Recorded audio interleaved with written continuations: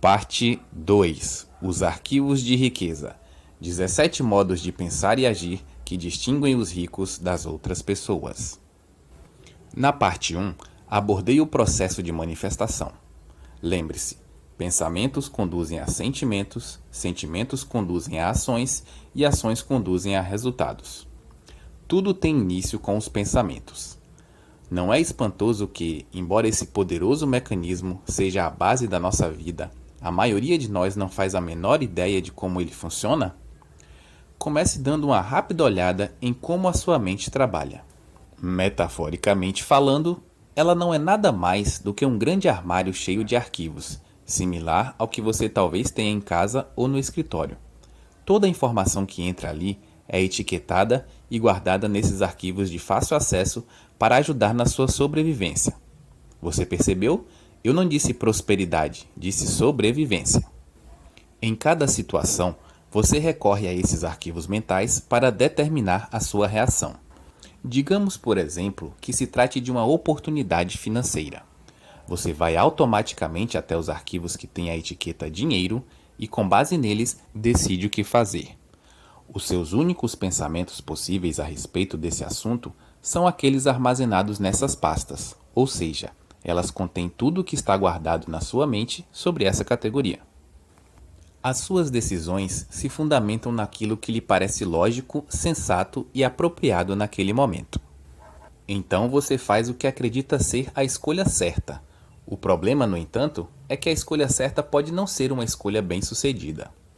Na verdade, aquilo que faz total sentido para você pode produzir péssimos resultados. Digamos que a minha mulher está no shopping center e vê uma bolsa verde em promoção com 25% de desconto. Ela se dirige imediatamente aos arquivos da sua mente com a pergunta: devo comprar esta bolsa? Numa fração de segundo, eles lhe dão a resposta. Você anda procurando uma bolsa verde para combinar com o sapato que comprou na semana passada. Além disso, esta tem o tamanho ideal. Compre-a. Ela se encaminha para o balcão sentindo-se emocionada. Afinal, vai comprar a linda bolsa e também orgulhosa, pois a está adquirindo com 25% de desconto. Na mente da minha mulher, essa compra faz total sentido. Ela quer a bolsa, acredita que precisa dela e ainda por cima que aquele é um grande negócio.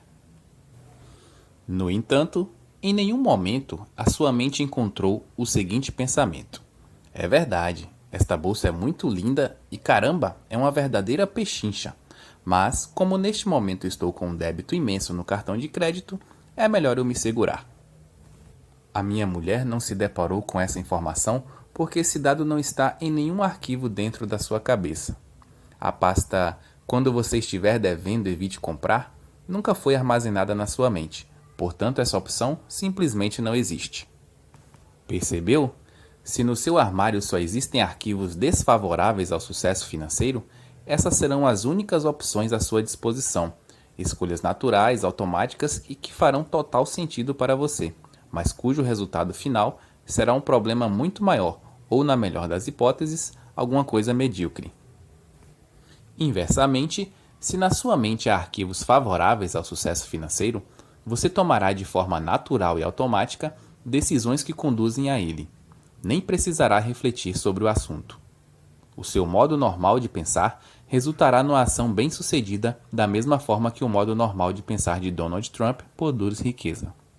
Não seria fantástico se você fosse naturalmente capaz de pensar como os ricos em matéria de dinheiro?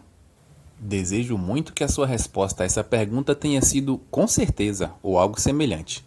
Sim, você é capaz. Como disse anteriormente, o primeiro passo para qualquer mudança é a conscientização. Isto é, o ponto de partida para pensar, da mesma forma que os ricos, é saber como eles pensam.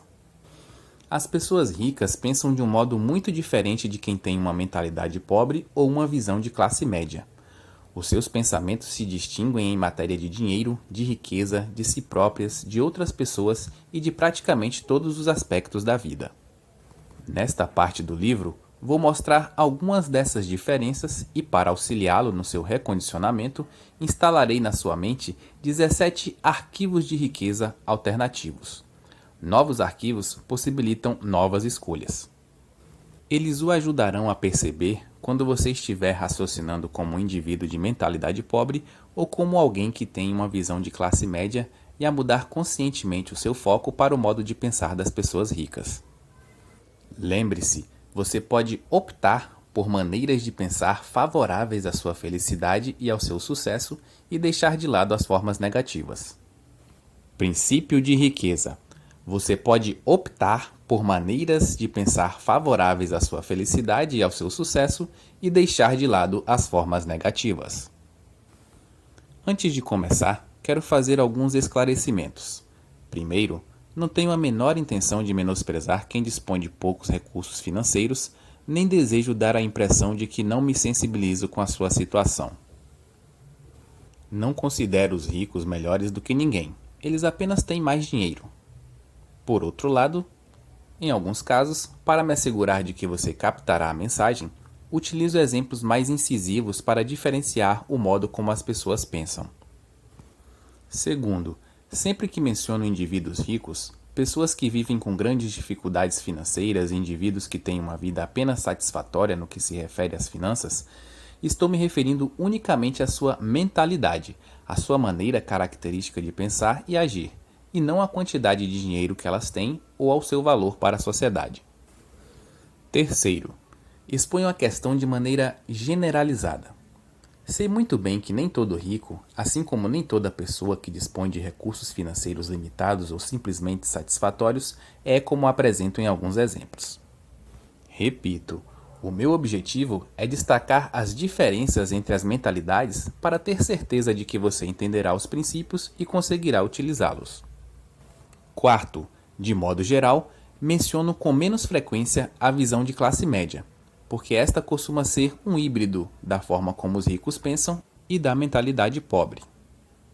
O meu propósito, insisto, é que você se conscientize do lugar que ocupa na escala e raciocine como os ricos, caso queira ser um deles.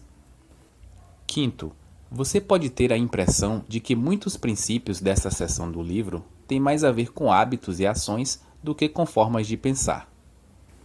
Lembre-se, as suas ações provêm dos seus sentimentos, que provêm dos seus pensamentos. Consequentemente, toda ação que conduz à riqueza é precedida de um modo de pensar que segue essa mesma direção.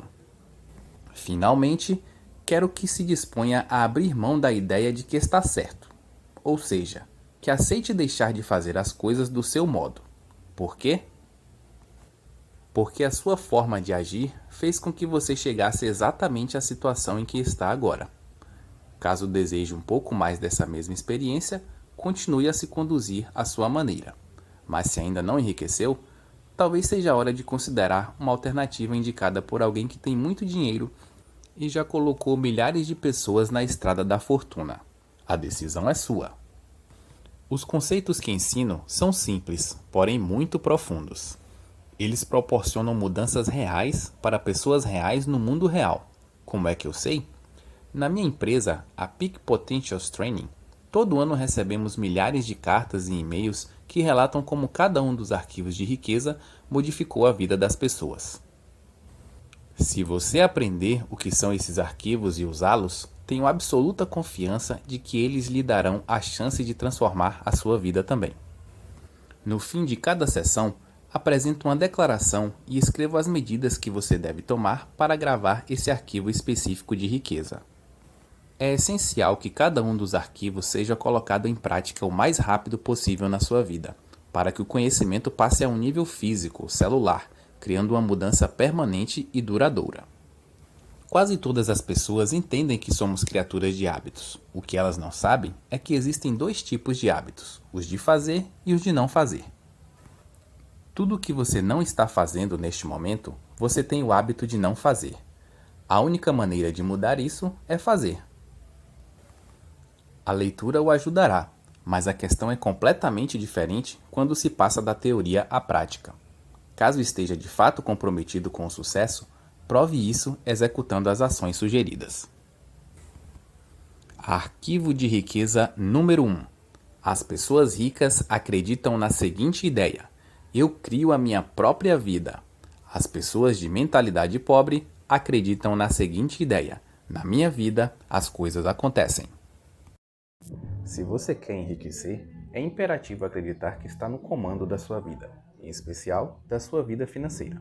Caso contrário, você tem uma crença enraizada de que exerce pouco ou nenhum controle sobre a sua própria vida e, consequentemente, de que exerce pouco ou nenhum controle sobre o seu sucesso financeiro. Já reparou que, em geral, são as pessoas que têm uma situação financeira difícil as que gastam mais dinheiro com jogos lotéricos? Elas realmente acreditam que a riqueza cairá no seu colo quando as bolinhas com seus números forem sorteadas. Às vezes, passam a noite coladas na tela da televisão, esperando ansiosamente pelo sorteio para ver se desta vez a fortuna finalmente lhes sorrirá. É claro que todo mundo quer ganhar na loteria e até os ricos jogam de vez em quando para se divertir. Porém, em primeiro lugar, eles não gastam uma parte substancial dos seus rendimentos com bilhetes. Em segundo lugar, essa não é a sua principal estratégia para fazer fortuna. Você precisa acreditar que é você mesmo quem conquista o seu próprio êxito, que é você mesmo quem promove a sua própria mediocridade e que é você mesmo quem estabelece a sua própria batalha pelo dinheiro e pelo sucesso. Consciente ou inconscientemente, sempre se trata de você.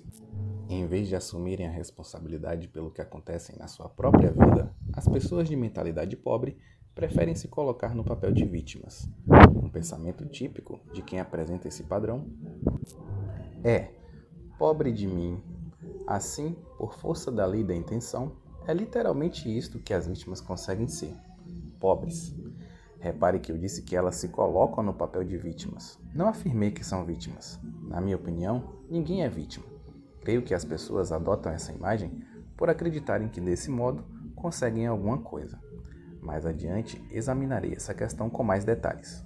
Sendo assim, como é que você sabe quando alguém está se fazendo de vítima? A resposta é: uma vítima deixa 3 pistas óbvias. Pista número 1 da vítima: a culpa é dos outros. Quando o assunto é o motivo de não serem ricas, as vítimas, na sua maioria, são especialistas no jogo da culpa. O objetivo desse jogo é ver para quantas pessoas e circunstâncias uma vítima consegue apontar o dedo sem jamais olhar para si mesma. É algo divertido, pelo menos para ela. Infelizmente, não é assim tão legal para qualquer um que tenha a má sorte de estar ao seu lado. A razão é simples: quem está muito próximo a ela se torna um alvo fácil. A vítima põe a culpa na economia, no governo, na bolsa de valores, nos seus corretores, no ramo de negócio em que atua, no patrão, nos empregados, no gerente, nos diretores da empresa, no serviço de atendimento ao cliente, no departamento de entregas, no marido ou na sua mulher, no sócio, em Deus e, é claro, nos pais. A culpa é sempre de outra pessoa ou de outra coisa. O problema é, invariavelmente, alguém ou alguma coisa, nunca ela própria. Pista número 2 da vítima: sempre há uma justificativa. Quando não está culpando alguém, a vítima trata de racionalizar ou justificar a sua situação dizendo algo do gênero: o dinheiro não é assim tão importante. Eu lhe pergunto: você acha que, se disser ao seu marido, ou à sua mulher, ao seu namorado, ou à sua namorada, à sua sócia ou ao seu sócio, que eles não são assim tão importantes, algum deles ficaria muito tempo com você? Acredito que não. Tampouco o dinheiro ficaria. Nos meus seminários, sempre há participantes que vêm me dizer: sabe, Harvey, dinheiro não é tão importante assim. E eu olho diretamente nos olhos deles e respondo: você está sem dinheiro? Em geral, eles desviam o olhar para os próprios pés e respondem, cabisbaixos, qualquer coisa como: bem, neste momento estou com alguns problemas financeiros, mas... Eu digo então: o problema não é neste momento. Você sempre esteve na pindaíba ou muito perto disso, não é mesmo? A essa altura, eles geralmente balançam a cabeça concordando e retornam pesarosamente aos seus lugares, dispostos a escutar e aprender, percebendo por fim o resultado desastroso que esse pensamento tem ou teve sobre a sua vida. É evidente que essas pessoas estão enfrentando grandes dificuldades financeiras. Você possuiria uma motocicleta se ela não fosse importante para você? É claro que não. Teria um papagaio de estimação se ele não fosse importante para você? Obviamente, não. Da mesma forma, se na sua opinião o dinheiro não é tão importante assim, você simplesmente não terá nenhum. Vou explicar algo sem meias palavras. Toda pessoa que diz que dinheiro não é importante não tem dinheiro nenhum. Os ricos entendem a importância do dinheiro e o lugar que ele ocupa na sociedade. Quem tem a mentalidade pobre, por sua vez, valida sua própria inépcia financeira com comparações irrelevantes.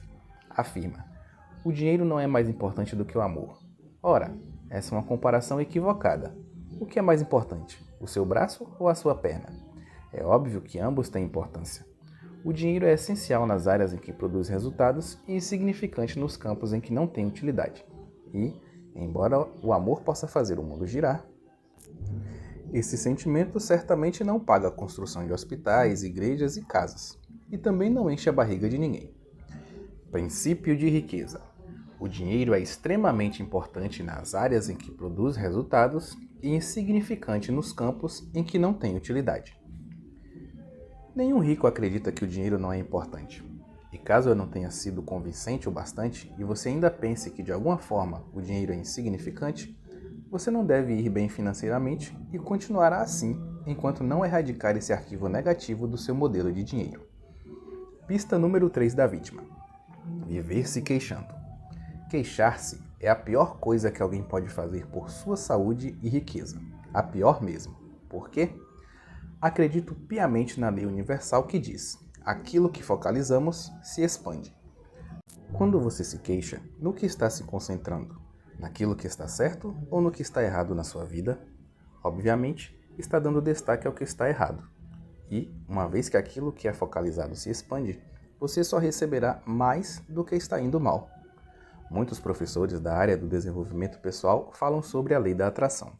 Ela diz que os iguais se atraem. Isso quer dizer que, quando alguém reclama, está na realidade atraindo coisas ruins para a sua vida. Princípio de riqueza. A pessoa que se queixa torna-se um imã de coisas ruins, vivo e pulsante. Você já reparou como costuma ser difícil a vida das pessoas que vivem se lamentando? Parece que tudo o que pode dar errado lhes acontece. Elas dizem: é claro que eu reclamo, olha só como minha vida é uma droga. Agora que você já sabe mais sobre esse assunto, poderá explicar. Não, é exatamente porque você se queixa que a sua vida é uma droga. Isso remete a outro ponto. Você tem que fazer questão absoluta de não ficar na companhia de pessoas que vivem reclamando. Se tiver uma grande necessidade de estar perto de uma delas, não se esqueça de se proteger com um guarda-chuva de aço. Do contrário, a coisa ruim que era destinada a ela vai cair em cima de você também. Eu procuro ficar tão distante quanto possível de quem reclama, porque a energia negativa é contagiosa. Muitas pessoas, porém, adoram se aproximar dos resmungões e ouvi-los. Por quê? Por um motivo simples. Elas estão esperando a sua vez de se queixar. E você acha que isso é horrível? Espere só até ouvir o que aconteceu comigo. Vou lhe passar um dever de casa e prometo que ele lhe dará uma grande oportunidade de mudar a sua vida. Eu o desafio a não reclamar de nada durante os próximos 7 dias. E não apenas em voz alta, na sua cabeça também. Porém, você terá que fazer isso nos próximos 7 dias inteirinhos. Por quê? Porque durante os primeiros dias, talvez você ainda receba alguma coisa ruim residual do passado. Por isso, pode demorar um pouco para ela se dissipar. Desafiei milhares de pessoas a fazer esse pequeno exercício e fiquei admirado com a quantidade de gente que me disse depois que ele transformou as suas vidas. Garanto que a sua vida também se tornará surpreendente quando você parar de se concentrar nas coisas negativas e de atraí-las. Portanto, se você costuma se lamentar, esqueça por enquanto a ideia de atrair o sucesso. Para a maioria das pessoas, atingir o ponto morto já é um grande começo. A atitude de culpar os outros, justificar-se e queixar-se tem o mesmo efeito das pílulas. Só serve para reduzir o estresse. Alivia a tensão do fracasso. Pense nisso. Se a pessoa não estivesse sendo mal-sucedida de algum modo, ela precisaria responsabilizar alguém, arranjar uma justificativa para isso ou reclamar? A resposta óbvia é não. De hoje em diante, quando você se vir culpando os outros, se justificando ou se queixando, pare imediatamente. Lembre-se de que você está criando a sua vida e atraindo para ela a todo momento o sucesso ou algo negativo. É fundamental que escolha cuidadosamente os seus pensamentos e as suas palavras. Agora você está pronto para escutar um dos maiores segredos do mundo. Não existem vítimas verdadeiramente ricas. Entendeu bem? Afinal, quem ouviria as suas queixas? Ai, ai, o meu iate está arranhado. Diante disso, qualquer um responderia: e daí? Princípio de riqueza. Não existem vítimas verdadeiramente ricas. Por outro lado, ser vítima tem as suas recompensas. O que as pessoas ganham se colocando nesse papel? A resposta é: atenção. Isso é importante? Com toda certeza. De uma forma ou de outra, a atenção é tudo o que a maioria das pessoas almeja. E o que faz com que elas vivam em busca de atenção é o fato de cometerem um grande erro, o mesmo que quase todos nós já cometemos: confundir atenção com amor. Acredite, é praticamente impossível ser feliz e bem-sucedido quando se está o tempo todo precisando de atenção. Por causa dessa necessidade, quem está sempre querendo agradar para conseguir aprovação costuma ficar à mercê dos outros. A busca por atenção causa mais um problema. A pessoa tende a fazer coisas idiotas para consegui-la. É essencial dissociar a atenção do amor por vários motivos. Primeiro, a pessoa fará mais sucesso. Segundo, será